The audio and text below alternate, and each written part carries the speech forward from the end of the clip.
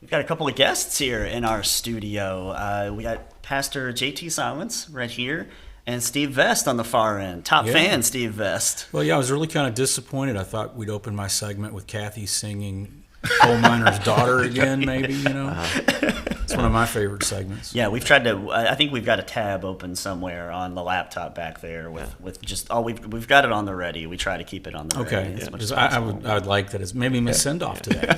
Yeah, that'd be great.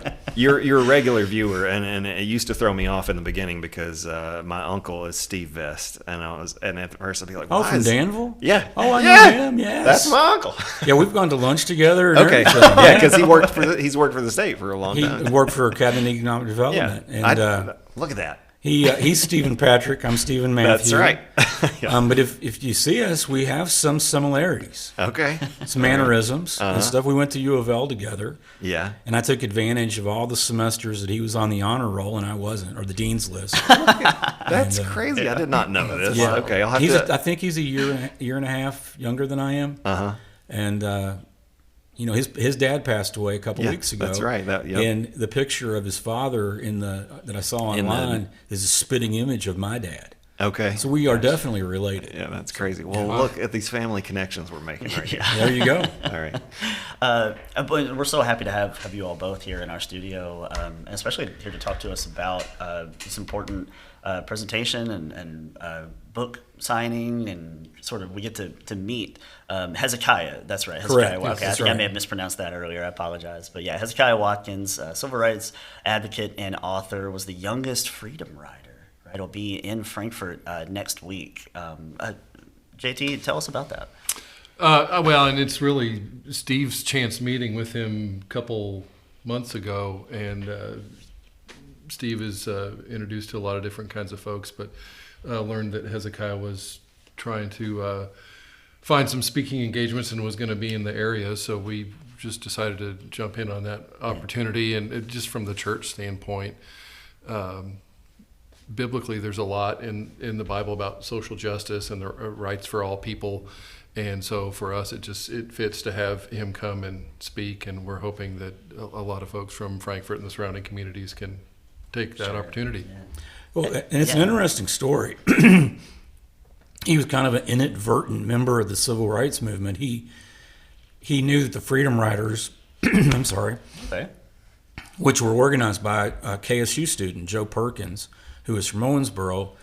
The goal of it was they were going to ride public transportation from Washington to New Orleans. And they had segregated buses, segregated stations, and they were going to go where they weren't supposed to go and see what happened and try to get all the way to New Orleans. And when they went through Jackson, Mississippi, this 13-year-old Hezekiah, he decides, I want to go see these Freedom Riders. So he goes down to the bus station, and they'd already been arrested. The Freedom Riders had, because they'd been in the white section of the bus station. And he was a fairly tall 13-year-old kid. He decided he wanted to see what the white side of the bus station looked like. So he walked over and took a peek. The next thing he knew, he was arrested, and he was sent to prison, not to jail. Wow. And he ended up being held for 5 days on death row. And then he went on to become a freedom rider and a civil demonstrator. And he's been arrested 108 more times in his lifetime.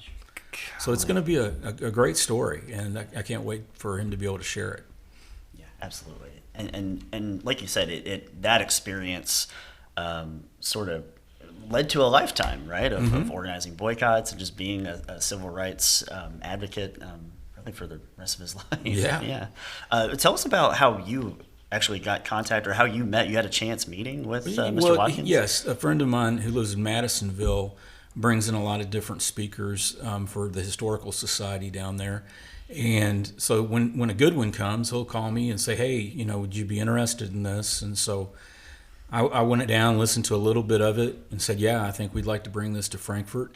And he's coming here on a swing. I can't remember if he's going from Maysville to Berea and here, but we're in the middle of that. Okay. And so he's coming, and it's going to be a great time. Yeah. We also are going, Joanna Hay, who's doing a documentary. Next year will be the 60th anniversary of Martin Luther King's March on Frankfurt. Mm-hmm.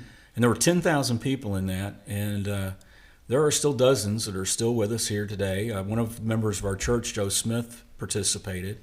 And so she's invited all of them to come and be in the choir loft behind Hezekiah when he does this speech. And then we have a large group of people in our church are from Cameroon, and they have a Cameroonian praise choir that they're going to probably sing. They're trying to work that out. They've got some work schedules they've got to shuffle.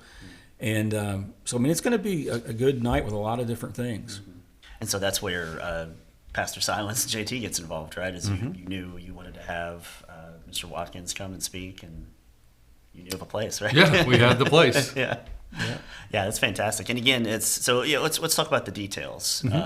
Tuesday, May 9th, it starts at 7, right? And Correct. You want people to RSVP? Yes, and there is a barcode on there where they can RSVP. We have, I'm guessing, about 365 seats. So everybody's welcome to come, and we do have an overflow space if we fill the church, which is our goal. It's we want to know how many to prepare for. So it'd be nice if they RSVP'd. They don't have to. Sure. And we've sent out invitations to all the local schools and the teachers. We're hoping that we can really pack the place with a lot of younger people who may not understand this part of our history. Yeah. And I think if we're going to move forward, we need to know what the past has held. No question. Yeah, you're exactly right. That was going to be actually just my last question. There was importance of sharing history like this, and it's an ugly history. History can be very ugly, especially here in America. But it's important to have these conversations, right? Yeah. And learn from folks, and just to have this opportunity, right, to speak to Hezekiah and hear his thoughts, and he'll have his book there available too, right? And he will. Yeah. And that'll be afterwards. We'll be in the social hall of the church, and we're going to have refreshments, and he'll be there to talk to people. Yeah. An important part of his message, though, is not just about civil disobedience or civil rights. It's about perseverance. Sure. If you want to see something changed, you can't just have a protest and hope that they'll change. You've got to have an ongoing thing. I mean, that applies to careers or anything else. You've got to stick to it. And that's part of what he has to say, I think. And anybody can learn from that. Yeah, absolutely. Steve, Kathleen Lindsay's watching. She's sorry she missed you in the studio today, but she says the event has her full endorsement. And David Columbia is watching, and he said Steve came to his class in 5th grade and talked about Kentucky Monthly Magazine. Yes, that's right. And gave him a copy of the Ashley Judd issue, and he still has it framed. Well, and that's probably worth some money now. The Ashley Judd, I mean, that was, we're coming up on 25th anniversary of the magazine. Okay. And we'll start celebrating that in late August, September, and through next year. So it's hard to believe it's been that long. But yeah, tell Kathy she can make it up to me by coming and filming the Hezekiah Watkins program and putting it on Cable 10.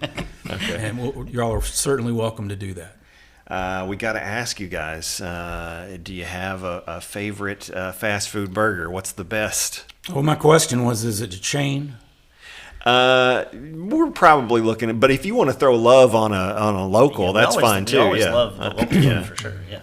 Well, the one that I really liked was a place called the Big E Burger. There was a guy named Ernie that was on 4th Street south of U of L. It's no longer there, so you can't go there.